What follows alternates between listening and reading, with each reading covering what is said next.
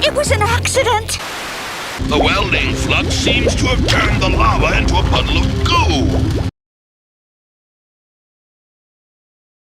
It'll toast your pants and melt your bones and burn off your face. Look out!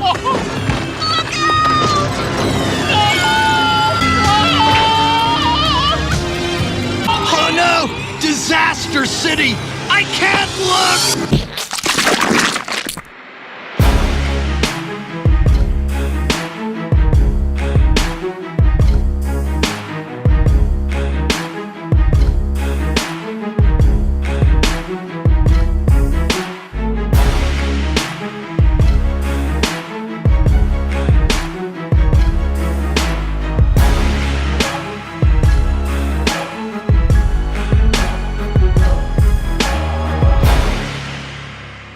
Remember to click like, subscribe, the bell notification, and whatever else YouTube has you clicking on to support us. What's up everyone, I'm the Kaiji no Kami from the Toku Animation News Network, and today I'm taking a look at the third season 2 Teenage Mutant Ninja Turtles. Turtles in a half shell, turtle power. To say Teenage Mutant Ninja Turtles was a hit would be an understatement. It was a phenomenon. You couldn't go anywhere without hearing or seeing something related to the series. Unfortunately, due to the first season only being 5 episodes while the second was 13, the show could not truly air on weekdays, which was problematic for networks. Something had to be done. Something crazy, but not unheard of. After all, Transformers' first season in 1984 was such a hit that the second season ended up being 49 episodes, giving the show its required 65 to air on weekdays. Thus, the same thing happened for Ninja Turtles. 47 episodes were ordered to meet the 65 episode requirement, allowing the show to air daily. Unfortunately, the increase in production also meant having to stretch their resources thin, to the point where even the voice actors were not always available to record an episode at a moment's notice. Nevertheless, was the third season of Teenage Mutant Ninja Turtles a success?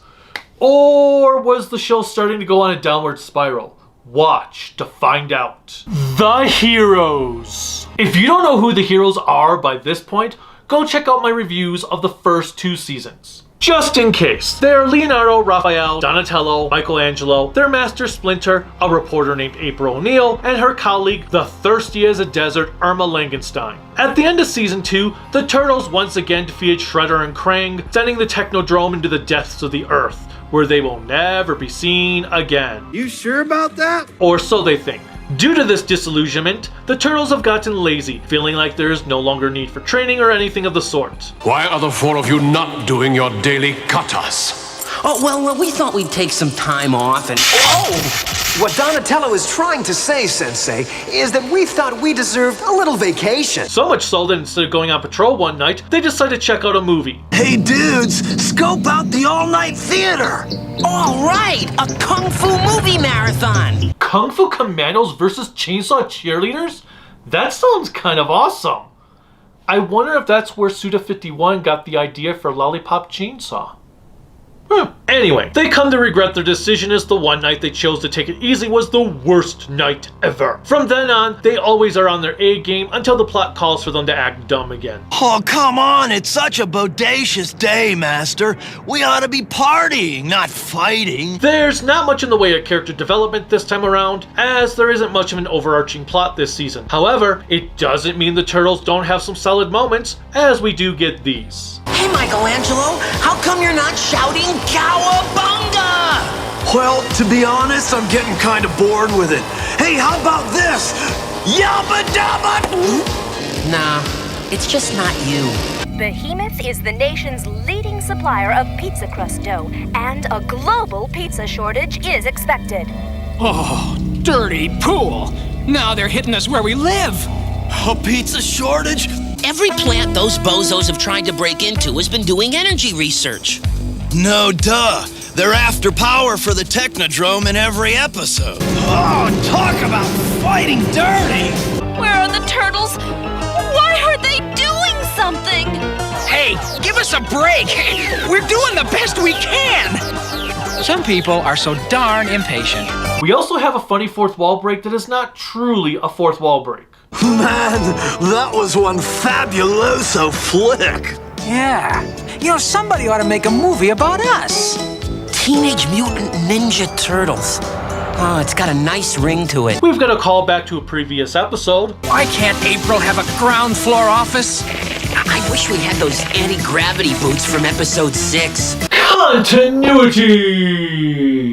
I suppose it's a little late to ask you frogs to teach us to breathe underwater. Oh, well, we couldn't do that. And then you had to go and ruin it with that comment. Got to get to safety. We'll drown. Hey, what are we worrying about? We're turtles. Nice job, show. Really nice job. Mikey has a superb moment when his pizza is ruined. This senseless destruction of innocent food has got to stop! Party poopers! Pepperoni pirates! Pizza wreckers! Victory! As a whole, not much changes personality-wise for the quartet. The worst part about the Turtles, though, deals with the voice actor changes that occur several times throughout. Tom Pinto takes over for Raph a few times while Greg Berg does Don, and the voices are jarring. I've just built a gamma-ray sonar tracker. It'll help us keep tabs on the Technodrome's movements. That's the trouble with breakfast. Always the same old thing. It could only mean one thing, that the monster's mutant form is still unstable. Wow, they sure do sneak up on ya. Ugh. It's a complete mess. There is an episode where Splinter reveals he is the true inheritor of the foot, using the dumbest joke of an attack ever. The Curly maneuver. I can't move.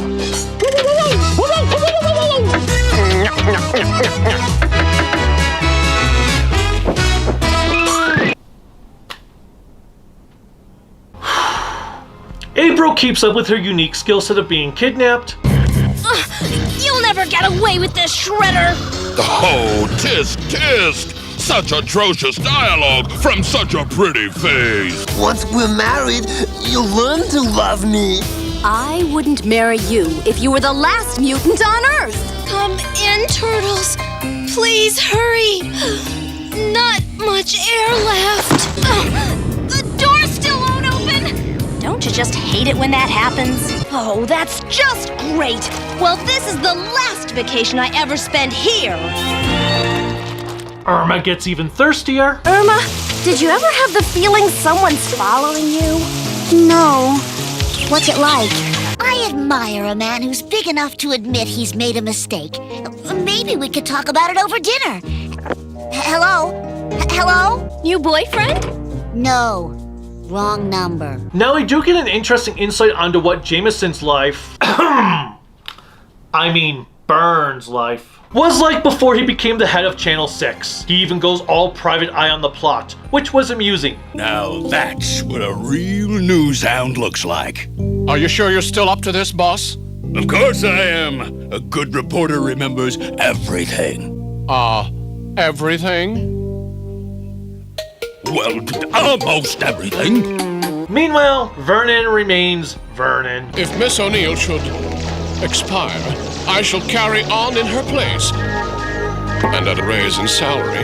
There are quite a few new characters introduced in this season, along with some returning favorites. The Punk Frogs returned for an episode, which saw the Turtles coming to their rescue in Florida from a new adversary named Leatherhead. Now I'm gonna catch me 40 weeks, so keep it quiet, yeah? It appears we're gonna need some help dealing with Leatherhead, and I know just where to get it. A child named Zach befriends the Turtles, calling himself the 5th Turtle.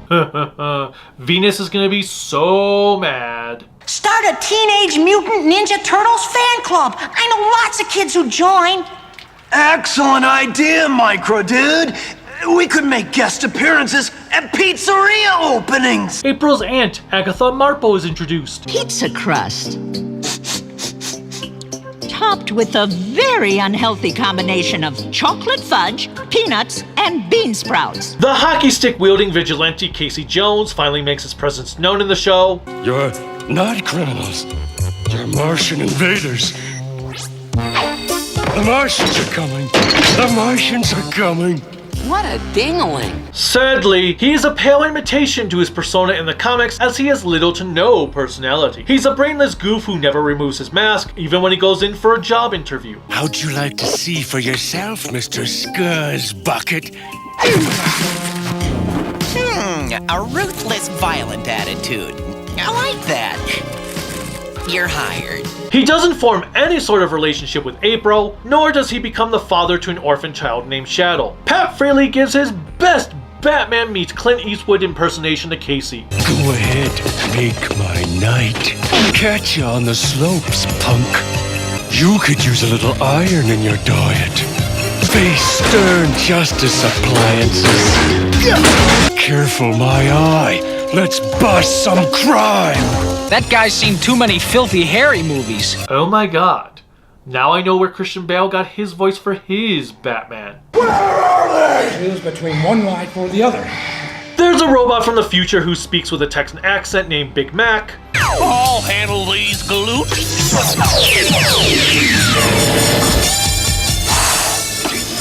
So much for those bushwhackers. A female ninja who initially started off as a hired assassin against the Turtles, only to befriend them, named Lotus. How amateurish. Amateurish, am I? Hi-ya! Some say she was the influence for Shredder's daughter Karai in the Mirage comics, though there is nothing to indicate any truth behind the matter. You are about to lose your pretty little head. Renee Jacobs provides the voice work for this naive, yet highly skilled warrior. Look, why don't you just give up so we can catch our breath? I'm not a bit tired. Her and Leo also kind of fall in love with each other. For you, Leonardo, I would give up crime. Join me and together we will be ninjas for hire.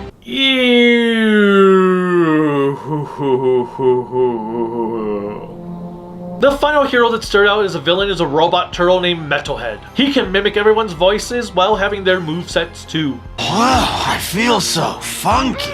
I got to blast those turtles! Oh, wait, I have to blast Shredder. Or is it the Turtles? I'm so confused. Maybe I'll just blast everybody! He's fine. My favorite of the noobs is a samurai rabbit from an alternate dimension named Usagi. I am the pretty guardian who fights for love and for justice. I am Wrong Usagi, this one is actually a rabbit. Your swordsmanship is excellent. Now let us test the quality of your blade.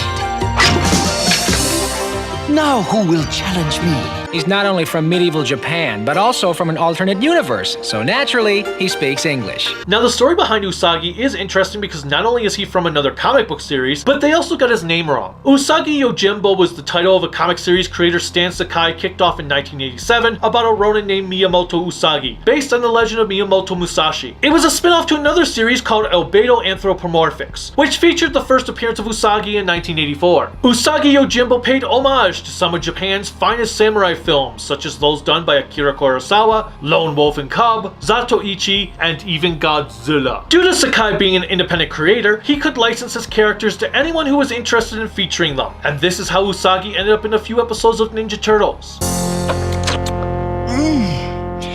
You know, I think I'm going to like living in this world. It also helped gain this rabbit ronin notoriety, as Ninja Turtles was the first time most people had ever heard of him. He would star in 2 episodes of Season 3, voiced by Townsend Coleman, and received his own action figures in the Turtles toy line. I cannot believe it. All my brother creatures, slaves.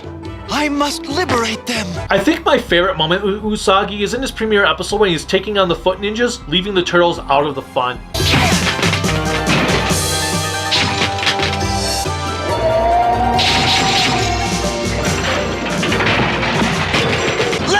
Those turkeys!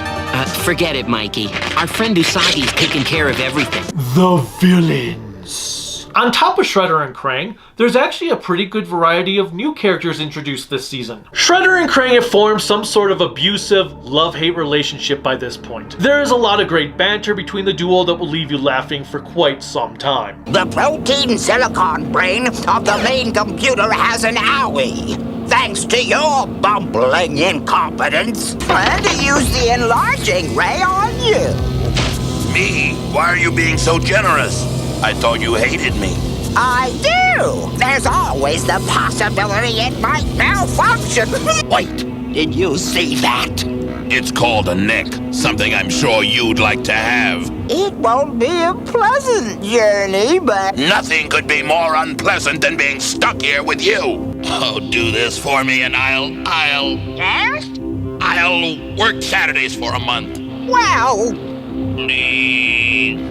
I love it when you beg. All right. On the downside, that's all there really is to them this season. Neither of them accomplished much of anything. They've been relegated to being cartoon villains with a wacky plot of the week motif, which often plagued children's cartoons back then. It's kind of sad to see Shredder, someone who was an absolute menace in the comics and even had solid characterization in the previous 2 seasons, become a generic, by-the-book, Saturday morning cartoon villain. He crossed that line between everyday villainy and cartoonish supervillain. Give me that crystal!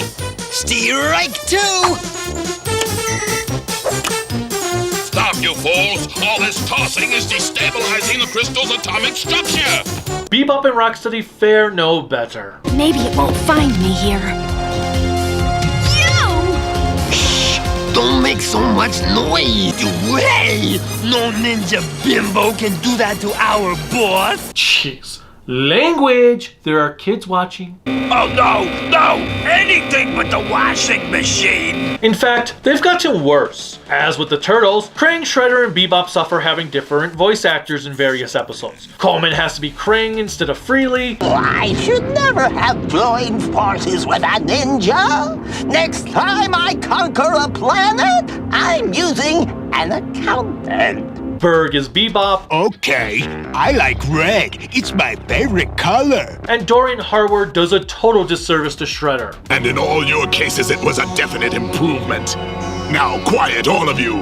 I must think of some way to transport this mutagen back to Krang. It's kind of a shame because Harward is a good voice actor. He's just no James Avery. Come in, Krang. This better be important. You're interrupting my exercise program. Good news. We're in pursuit of the Turtles with the help of your robot. What in blazes? Krang will randomly be seen in some sort of walker device rather than his 80s punk body without any rhyme or reason for it. Oh, I see you're wearing your best suit. What's the occasion? You'll see. Thankfully, this season does have a few notable threats that appear on and off again throughout the season to keep you distracted from the Krang Shredder shenanigans. A few of them are taken out of the Mirage comics, and like with Shredder and even Casey Jones, feel like a shadow of their comic counterparts. This includes both the Rat King and Leatherhead. In the comics, Leatherhead was an alligator made into a human-like genius by the Utroms. After they left Earth, his goal became to build a transport device that could take him to the homeworld of his creators. Here, Leatherhead becomes humanoid by the remnants of the mutagen that transformed the punk frogs and instantly decides to be evil. Frog's gotta do what a frog's gotta do. You frogs be plenty pitiful.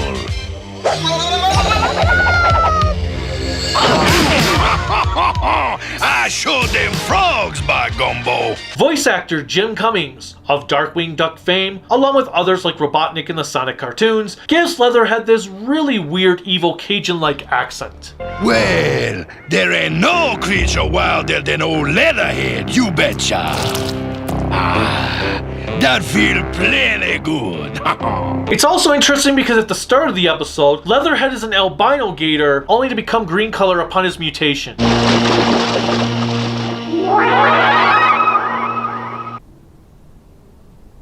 As for the Rat King, he is also quite different from his Mirage roots. In the Mirage comics, we don't know much about him. He looks like something Victor Frankenstein conceived of and fights the Turtles thinking they are trying to attack him. For this series, he looks like some army dude whose cosplay went wrong. Don't you understand? My devoted rodent followers and I are establishing a new form of government in these sewers, a ratocracy, and I am their leader! He also appears to be intelligent. A pinch of this, a smidgen of that, and my faithful rats and I will take our rightful place as masters of the world. Coleman's voice work is pretty generic for a character who should have been portrayed as a hideous monster who could control rats. For me, his looks scream that his voice should have been like this. Society's crumbling, and do you know why? Information overload, man. As a society, we're drowning in a quagmire of vid clips, email, and sound bites. We can't absorb it all. There's only one sane solution. Blow it up! Now granted, they do give him a Phantom of the Opera vibe in his first episode as he kidnaps April, because of course he does, but beyond that, he's just a regular obstacle for the Turtles.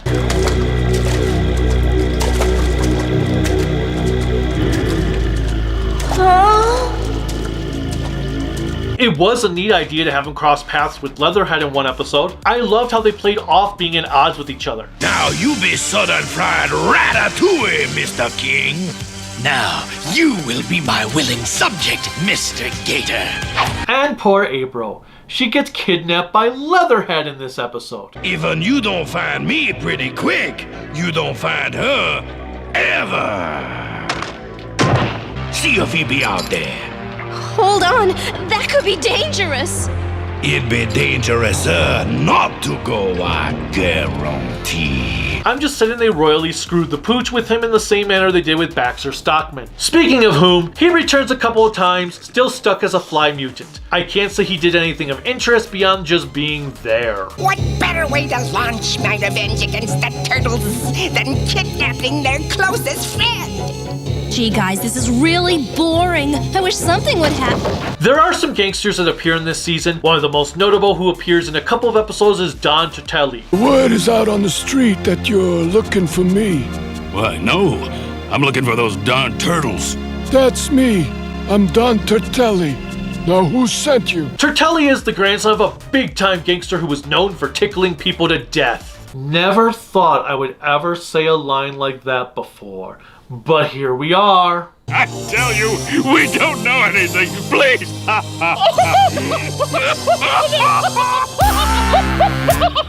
No! I can't stand it! He apparently went on a Weight Watchers program between appearances. That emerald belonged to my grandfather, Tony the Tickler Turtelli. And how come they got it, boss? Because the police caught him coming out of the museum with it. You brats are gonna tell me where you stashed that emerald, or you'll be very sorry. I already am! I'm sorry! Finally, there is an annoying trickster from another dimension named Mr. Og. Or as I call him, wannabe Mr. Mixius Spitlick. Our suits have disappeared! Hey, you're those evil turtles! I'll fix you! He plays around with the turtles, stealing antiques until he is tricked back home. And away we go! And that, folks, is the last we'll be seeing of Mr. Og. The animation and music. Oh boy. The animation is not exactly this season's strong point. It's downright atrocious. Animation errors are abundant. Oh, Michelangelo, how can you eat hot pizza on a day like this? Hot pizza is always cool. Yeah, especially if it's cooked by Wolfgang Plink.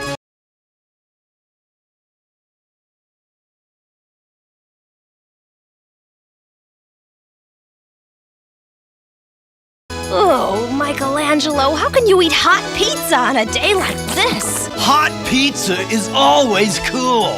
Yeah, especially if it's cooked by Wolfgang Plink. Colors are off a lot. Be some peace in this city. Peace? Who wants peace? Our viewers thrive on disasters. We will soon rise to the surface and take over this wretched planet. Characters are often off-model. Shredder? With a new Medi laser weapon. Not?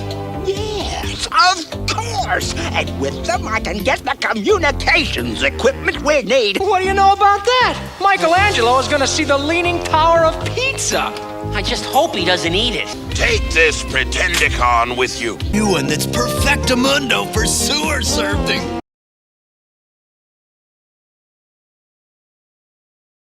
Voices still get swapped around. Does this mean it's back to the pet shop for Michelangelo? This is a case where Fred Wolf Productions cared more about quantity than quality. It's watchable, but when looking back at how the animation was in season 1 and comparing it to any episode of this season, it's horrid.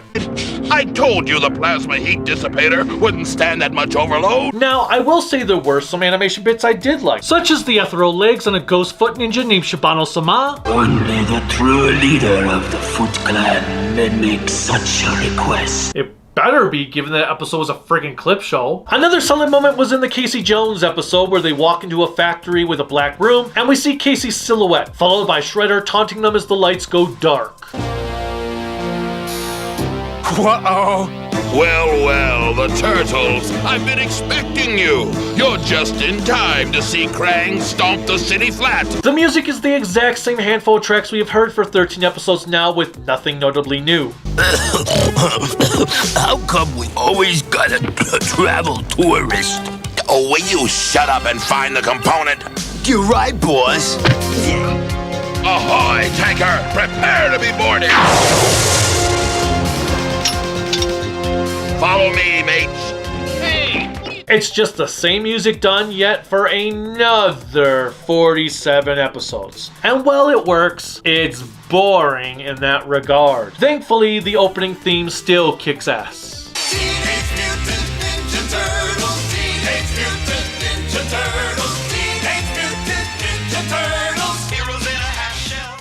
The episodes. Outside of episodes featuring reoccurring characters, everything is pretty much a standalone story. The closest things we get to a serialized arc are the episodes revolving around Usagi, the team up between Leatherhead and Rat King, and then the 3-part finale. As mentioned earlier, there's not much in the way of character development because of this. On the positive side, it means you can just watch any episode you want without having to have any knowledge of the one prior to it and the one after it. I guess the show airing daily might have been a key factor in what led to this decision, regardless of how much of a downgrade it feels from its predecessors. Likewise, at 47 episodes, it is quite a feat to get through, especially since some episodes are really boring. I honestly have to say that I found at least a third of this season to be a snore fest with plots that are just flat out dumb. Perhaps even half of the season. One of these saw Shredder and gang accidentally mutate a bull into a giant monster. Ha! Toro! Yoo-hoo! Toro! Toro! Toro! Now that's taking the bull by the horns! Another from the clip show episode I mentioned a moment ago. Oh, your name is Splinter, but your real name is Hamato Yoshi. You lived in Japan, and you weren't a rat. The worst of the season, however, goes to the one titled The Turtle Terminator. This episode sees Irma getting kidnapped by Shredder and being replaced with a robot clone. You look familiar. You look familiar. It's me! The plot sounds like it could be kind of fun, but it fails on almost every level. It features some of the worst animation I have ever seen in this show.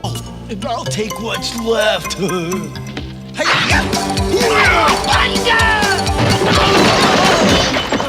I'm at Irma's apartment. The place is a complete mess. So what else is new? Irma's place is always a mess. Irma is missing. So... Irma! Irma, where have you been? Thank goodness you're all right. Why didn't you warn me the T-word was turtles? Irma, you're hopeless. The altered voices for Raph and Don are just horrifying. We can't fight that thing here. The whole city will be wasted. Okay, Einstein, so where do we go? At least in previous episodes, it was only one turtle with a different voice. This one has 2 of them. Worst of all, it feels like it is 3 times longer than it actually is. The only funny moments include Robot Irma going off on Vernon and a top executive who feels she is lucky to have his attention. What are you doing, Irma? Bucking for a big raise? No, I'm on a mission, numbskull. I have a mission. I cannot leave. Now wait just a minute. No one throws me over. No. And then when Irma tries to cook for her captors. Ow! I'm sorry. If you want to see this show at its most terrible, this is the episode for you. Zap Turtle. I've heard of hot news flashes, but this is ridiculous. Hurry, guys! That robot is getting more dangerous by the moment! If you have been following me for a while now, you probably know I am a huge film noir fan. A third of my movie collection are film noirs, while Double Indemnity is one of my favorite movies, if not my favorite movie of all time. Thus, the moment I saw the episode title, The Maltese Hamster, I knew I was going to be in for a good time, and it did not disappoint. The plot basically boils down to some gangsters looking for an antique called the Maltese Hamster for Shredder. It apparently holds the secret to a powerful weapon. The episode is narrated by Donatello, who is speaking like he is a film noir protagonist. Only his dialogue can provide some hilarious results. We were headed for the butcher's hangout, but I didn't have a clue. What was he up to? What was his plan? And then it struck me. It's raining knickknacks. I like how in one bit, he is talking and suddenly April is there without him realizing it. Who was this mystery man? Tony Vivaldi, that's who. Who said that? I did. I said the guy behind all these crimes is Tony Vivaldi. We get a funny line from a gangster in regard to Splinter. Yeah, you dirty rat. It's curtains for you. All my life I wanted to say that. A fourth wall break when it came time to go to a commercial. This was it. I knew it was curtains. I knew we were finished. But most of all, I knew it was time for a break.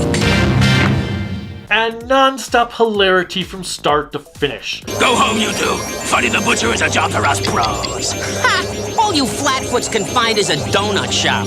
Now listen, gumshoe. Don't go sticking your green nose in police business. This episode was fire when it came to hitting all of the right strides. The only thing it lacked was being animated in black and white. We were the Teenage Mutant Ninja Turtles. Oh, that's it, Donatello. Tell every crank in town we're here, why don't you? Oh, Michelangelo! With my partners vanishing like pepperonis at a pizza baking contest, Splinter, our head honcho, decided to join us. We were looking for trouble in the antique district, and it wasn't long before we found it. If you thought the downgrade from season 1 and 2 was bad, season 3 is even worse. There are a lot of stinkers in this season, many of which are downright boring. As such, I am going to give Teenage Mutant Ninja Turtles Season 3 a 2 out of 4 turtles cosplaying as ninjas. Fortunately, there are still solid episodes to be had that make this season worth traversing. It's just that you have a huge swamp to trudge through to find them. Let's hope this is where things start to take an upward swing. Until next time, bye.